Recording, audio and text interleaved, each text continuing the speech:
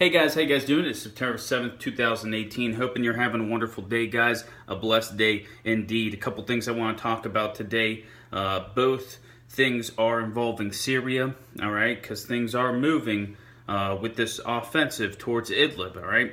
First things first, all right, is this United Nations Security Council meeting that is going on as we speak and went on early this morning, all right. We had U.S. Representative Nikki Haley coming out and reiterating Donald Trump's words via his tweet, okay, stating that if Syria and its allies, that's Russia, Iran, possibly Turkey, start this offensive against Idlib, that hundreds of thousands would die, that there would be grave consequences, there would be a grave escalation of the Syrian conflict.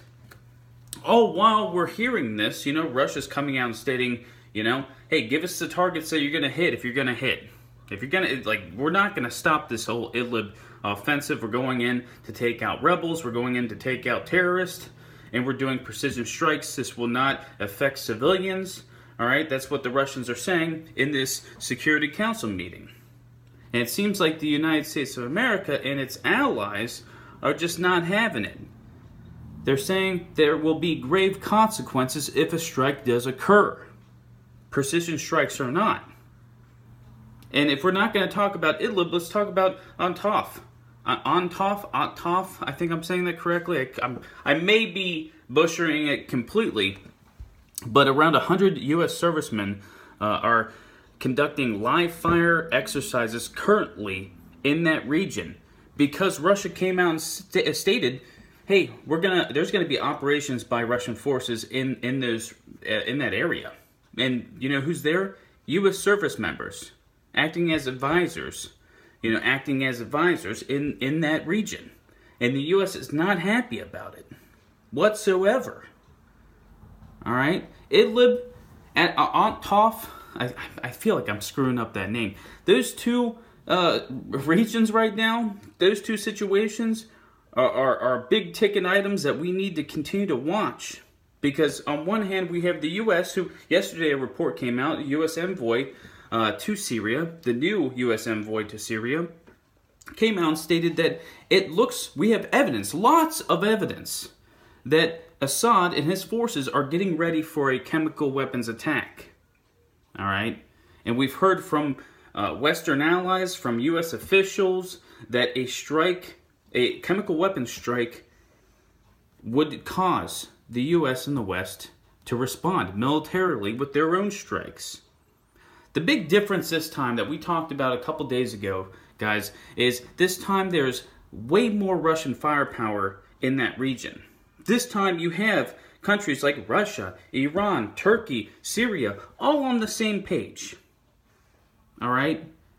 And if the U.S. and France, UK, Germany, Israel try to strike Syria because of this offensive, well, there's a lot of things can happen. Miscalculation is our biggest fear. Mistakes happening is our biggest fear.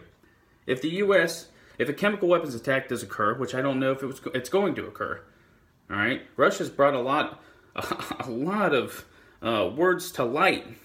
Their officials coming out and stating, listen, a chemical weapons attack may occur. It's not us. It's not Assad.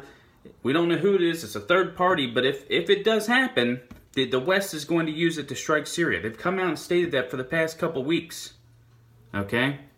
And so I don't know if the chemical weapons attack will occur. If it does occur, the U.S. and the West will most likely strike. And if they do strike, who they hit. All right? The last time we struck, it looked like this big action. Like, oh my gosh, the red line was crossed. Trump ordered these strikes.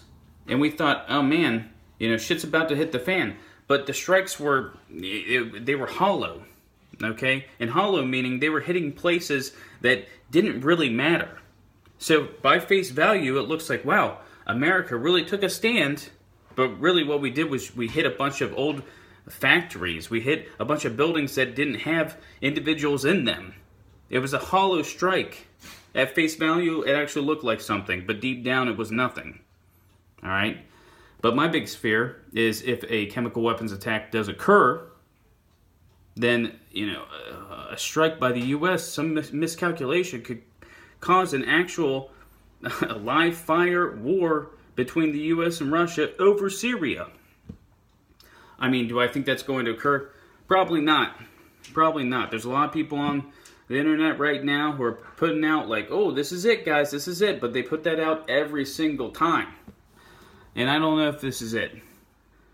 Syria is a very scary situation. There's a lot of world powers, a lot of powers to be that are in that small little area. All right? I mean, Idlib itself is like the size of Connecticut. And if you have all these parties operating in that area, there is a wide berth for miscalculation, something we have to continue to watch. Of course, officials around the world, their words are like fire.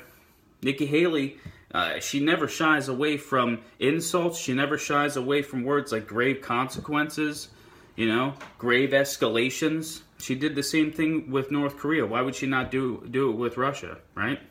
So this is a situation we need to continue to watch. The whole Syria situation we need to continue to watch, because it looks like every day Syria has more hardware, more military equipment getting closer and closer to that border. They already have a ton there on the border with Idlib. Turkey has a bunch, all right? Iran has a bunch.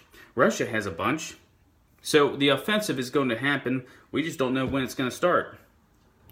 Last we heard, the first time I made a video about this, it was, oh, maybe September 3rd is what we're thinking. And then a member of the United Nations said, oh, it's going to happen September 10th.